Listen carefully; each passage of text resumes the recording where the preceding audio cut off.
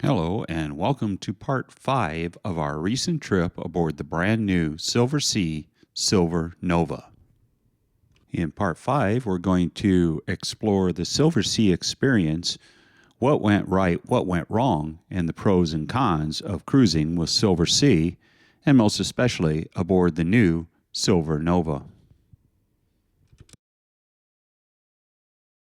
So, was this a perfect voyage? Well, not exactly. As in any tour like this, there are a lot of moving parts. Some things are good, some things are bad, some things go right, some things go wrong. So let's take a brief moment to talk about the good, the bad, and the ugly.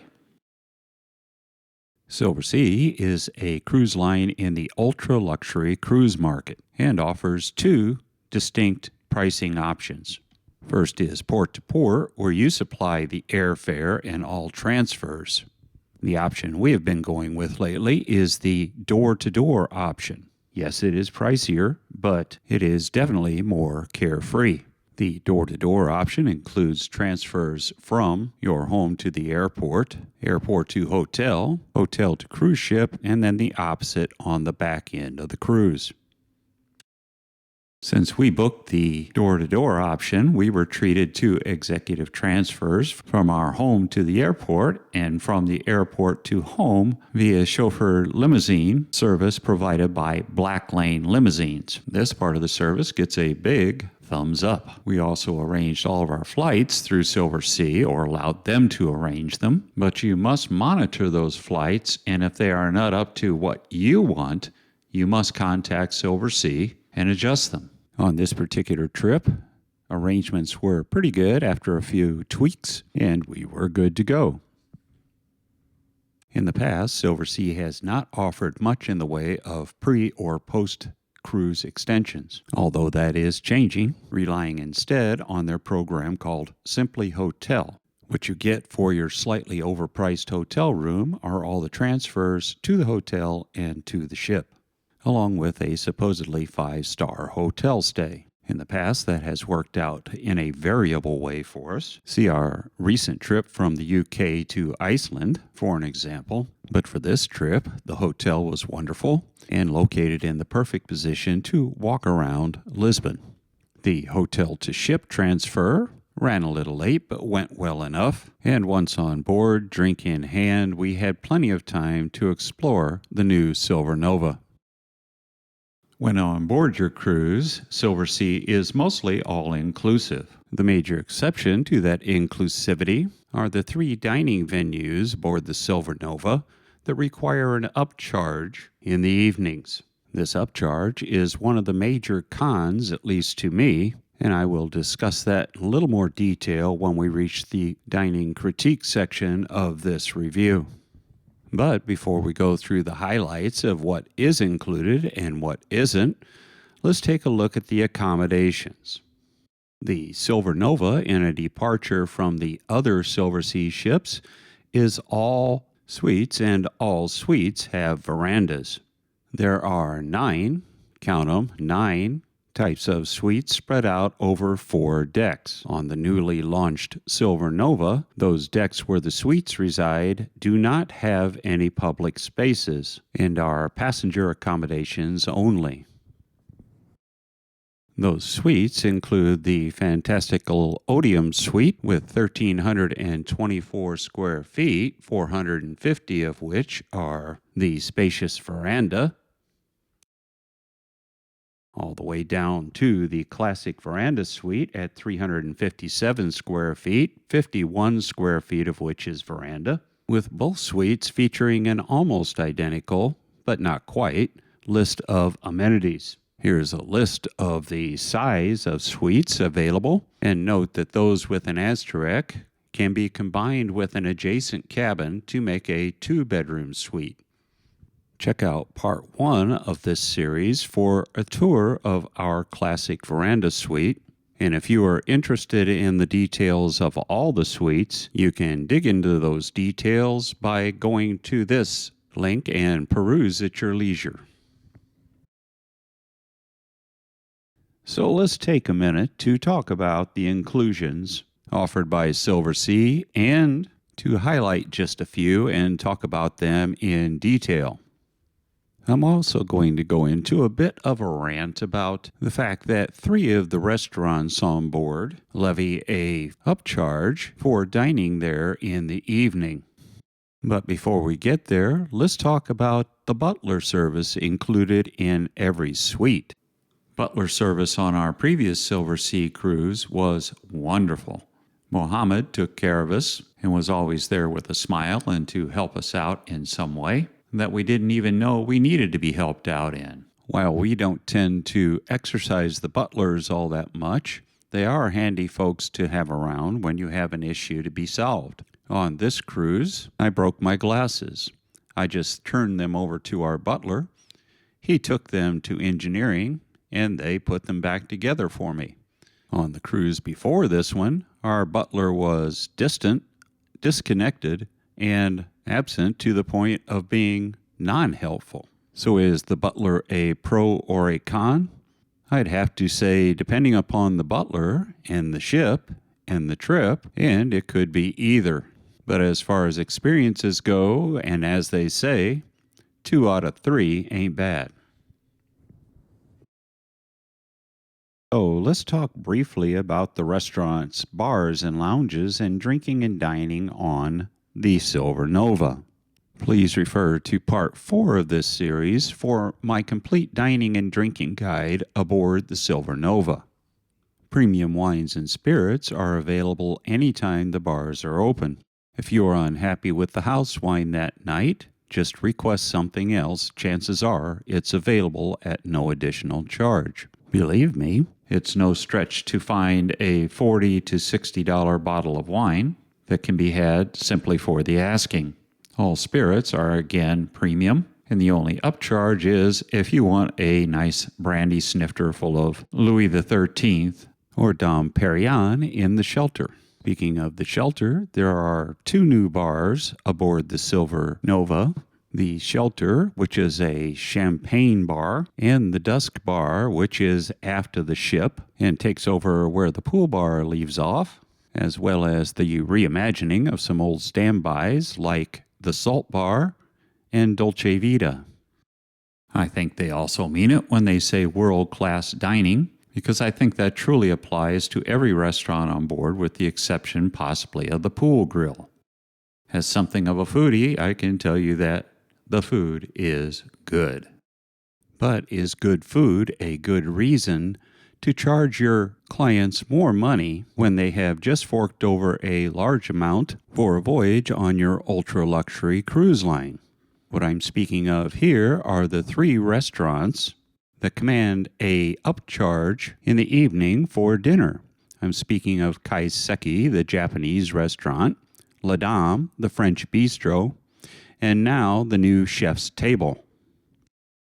Of course, ultimately, that will have to be your decision on whether the experience justifies the upcharge.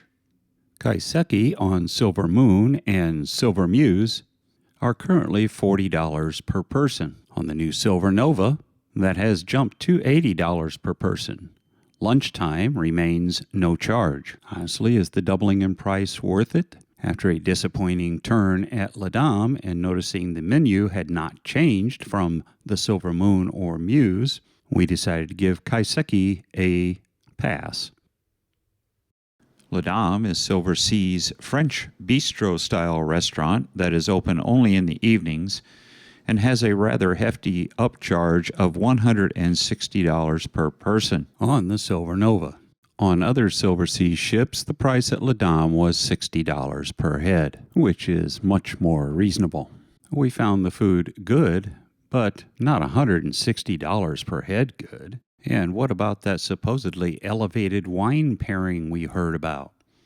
Well, I'm sorry, but it was no better or no worse than what we had experienced previously on Silver Moon and Silver Muse for $60 per head. Now, the sommelier was quick to point out that you could have that elevated wine pairing that to me should have been included in the price, and pointed out that the menu even offered some suggestions for pairings at only $20 to $45 a glass.